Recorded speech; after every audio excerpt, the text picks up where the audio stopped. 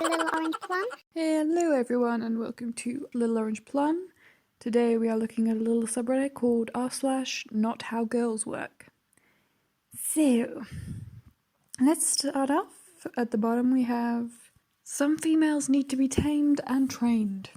Because they want a man, but they go after the ones who are strictly just want sex.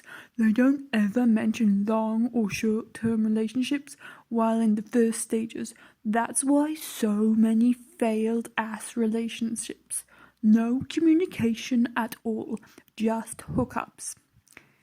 Not sure about a nice guy, just know how to treat my woman. I don't know about the other dude either. Can't speak for him about how he treats females, especially when those things are out in the wild also. Some need to be tamed and trained. That's just always just a shame.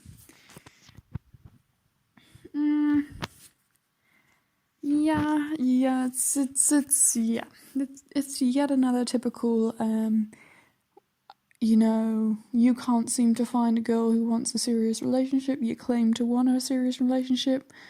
My guess is this is the kind of guys who kind of expect girls to put out on a first date because he doesn't want to feel like he's not getting sex when other people maybe are getting sex, but also won't ever marry a girl who puts out on the first date. So basically, no matter what you do with this guy, he's never going to make it past a first date. Either way, you've done wrong in his book. Yeah. That's guy number one. And as far as the whole tamed and trained thing, it speaks volumes that you two are there bitching about how neither of you can find a good relationship whilst also saying stuff like this.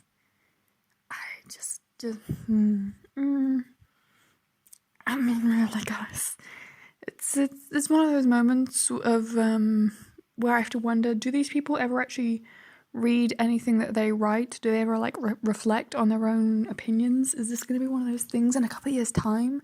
Like maybe it's a very young guy and they're going to look back at these messages that they wrote and are just going to cringe inwardly. I gotta wonder. Let's take a look at the comment section. We've got over 100. We're probably not going to read all of those. Okay.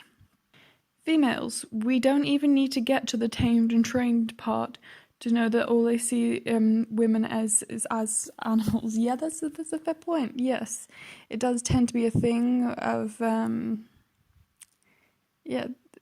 pretty much the second anyone uses the term female instead of woman or girl or anything like that, you pretty much know he sees women as things to be used, studied, not ever people to be treated equally. It's just kind of one of those little red flag things. I think as many of us just discovered. Next we have, women fall in love once in a lifetime, unlike men who fall in love every day.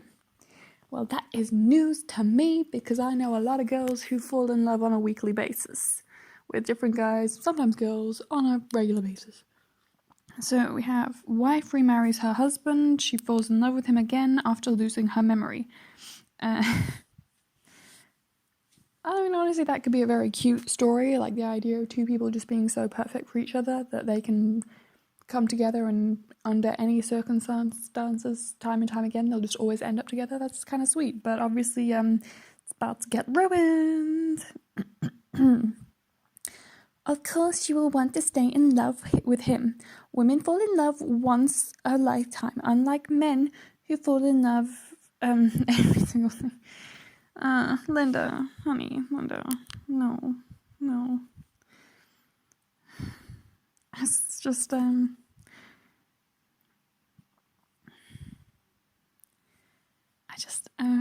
don't get it, Linda, honey, that's not how that works. Why do I get the feeling that Linda is probably someone who, thinks that vaccines are just sent by the devil and stuff like that? But Linda, honey, no. It's a no. It's just so cringy that that's actually coming from a woman as well. Just, do you not speak to other women, Linda? It should be pretty damn obvious that there are a lot of women out there who can be pretty damn fickle, and who have had a lot of lovers. I'm just saying. Linda.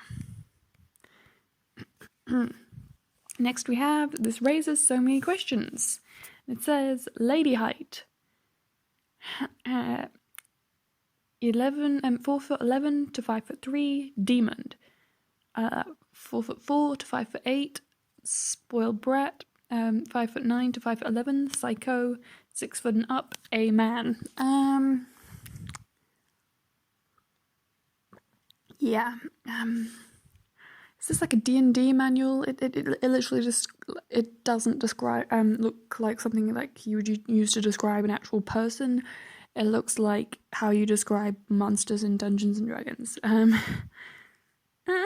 But okay, so for our monster stats on women, we have no good. I mean, I suppose a man, like, that could be kind of good, especially if you're gay. But like, really, this is your opinion of women? Is they're either demons, spoiled brats, psychos, or men dressed as women?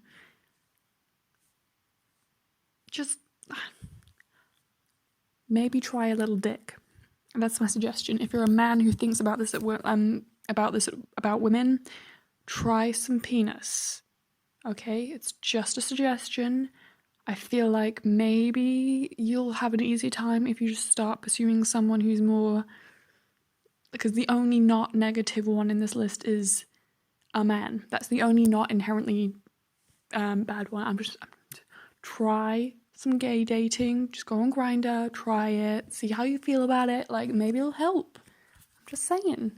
And if that doesn't help, a dominatrix maybe. Like, you seem to want to demonize women as being bad people anyway. Maybe you need to get spanked by a very powerful, domineering woman. Maybe that'll relieve some of them frustrations. I don't, that's my suggestions. Let's see what the comment section had to say.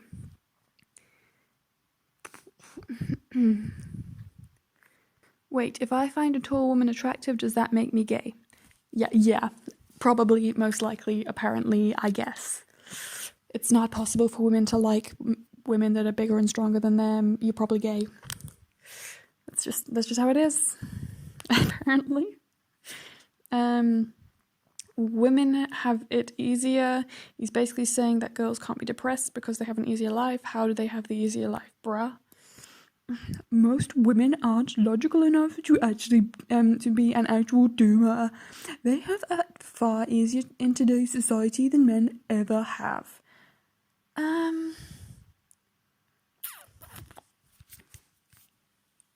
No, honey. It's a no. It's a no. Especially when the worst things that men can state about, that the men's rights activists can state about what men have happening to them today, was 100% true for women 100 years ago. And that's if they could actually prove any of these statistics. Like, literally, for example, the whole courts favour women in giving children over unfairly. Yeah, that's true. That women are more likely to get custody because women are more likely to have given up their jobs to be around their children. It's why the wage gap exists. Women spend more time in the home. And therefore, women are seen as being more a primary caregiver because they have sacrificed more on behalf of the child. They have spent more time around the child. The child is potentially a lot more comfortable around the mum in terms of day-to-day living because she's already been around all the time and the dad's been at work. Easy way to solve that: marry women who are powerful, are wealthy, and in better positions career-wise than you, and quit your job and take care of the kids. That way, if you get divorced, you'll get custody. That's how that works. And 100 years ago, it used to be men would get custody because they are male. There was no ifs or buts or whys about it. Women will be pressurized by society to get married, to have babies. If you try to leave, he gets to take the kids and everything out of the marriage. He basically gets to gain everything from the marriage, even after he's left it. You get to be a prostitute or a criminal or dead. That's how it was for divorced women 100 years ago. So, no, honey, there is no argument you can make in which women have ever had it drastically better than men. Yes, there are areas where women maybe get some things that men don't get. It's a little bit more complicated than women have it easier. And also, even if it were true, For example, several hundred years ago, when men had a lot of power over women and got to do things that women could never do, even in a time when women literally had to dress up like men to be able to wander around safely unescorted, and actually enter into things like university and stuff like that. Still 100% this argument would fall flat if it was reversed.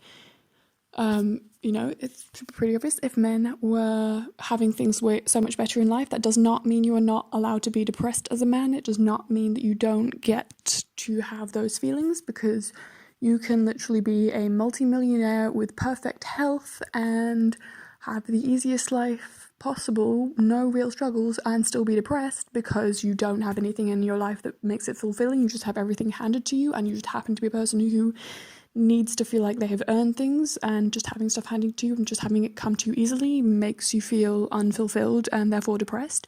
You could also be a person who's just chemically imbalanced to the point where no matter what situation we're put into, you're going to have struggles because your brain isn't wired the right way naturally, and you need help with that, medically speaking. A lot of reasons to be depressed regardless of circumstances. So yay, there is no circumstance, no how or way, no time or place where this argument is not stupid. Well done. And what else do we have? Let's finish off with let's save women from our inability to socially distance ourselves. Obviously it's 2020, this is the year of the coronavirus, we cannot have an episode without coronavirus, of course. I think we men can deal with social distancing because we can survive on our passions, careers, hobbies alone. Meanwhile, women need relationships like water and oxygen. For most women, this quarantine is a real burden. Girl from your screens is getting crazy. I think it should go without saying, relationships are an important thing for everyone. It's going to be difficult on everyone to not be able to be around their friends long term, especially when it's not a matter of, I just happen to have not seen them, when you're literally being told you're not allowed to. That's going to make it hard for everyone. And honey, men can survive on your passions and your careers and your hobbies alone. You're going to find out, sweetie, there's a lot of men whose hobbies and passions are very outdoorsy, and they cannot pursue those passions and hobbies right now because they can't go outside. And unless your career is like a doctor or a soldier or one of the essential careers, you don't have a career right now. None of us do. Don't you play with me and pretend like you can focus on your career and ignore all the relationships in your life. You don't have a career right now. Unless you are, as I say, a doctor, you don't have one. Everything is on pause. Everyone is on pause. It has nothing to do with gender, but nice try for making about gender. That's real cute. No, girls don't have more problem with social distancing. I'm trying to think of any circumstance under which it would be. I mean, you could make the argument that female friends physically have more physical contact with each other than male friends, but even then, it's like the amount of dudes who invade my personal space. Even if you're not invading a dude's personal space, you're invading a woman's personal space, so it's not like there's actually less contact with less people. You just don't always do it as consensually. And that's not me saying every single guy is like 100% invading women's space. There's plenty of guys who are respectful, plenty of guys who are secure enough in their masculinity and their sexuality that they are not bothered by the idea of touching their male friends. They can bro hug it out. They can even, for the gay ones, skip down the corridors holding hands with their boyfriends, and it does not bother them. But yeah, dudes, it's not all women that have problems with social distancing, and it's not all you guys that are gonna have it easy. There's gonna be some guys who actually have friends who are gonna really struggle when they can't see their friends. I'm just saying, it kind of sucks for us all. But yeah. And I think the one thing that's kind of funniest for me about this is I was literally reading, one of my friends writes a blog that's like an LGBT blog, and she literally had a post like a week ago, I think, where she was saying about how this is actually like a lesbian dream just because of the amount of lesbians who are by nature introverts and who don't go out a lot. But yeah, great that you think that being introverted is synonymous with being male. Okay, honey, whatever you say. Anyway, that's I think that's where I'm going to round things up for this video. So that was r/NotHowGirlsWork. If you are not following this subreddit, I suggest you do. It's pretty entertaining. And if you enjoyed this video, please like, comment, subscribe, all that good YouTube stuff. And I will see you guys next time. Bye!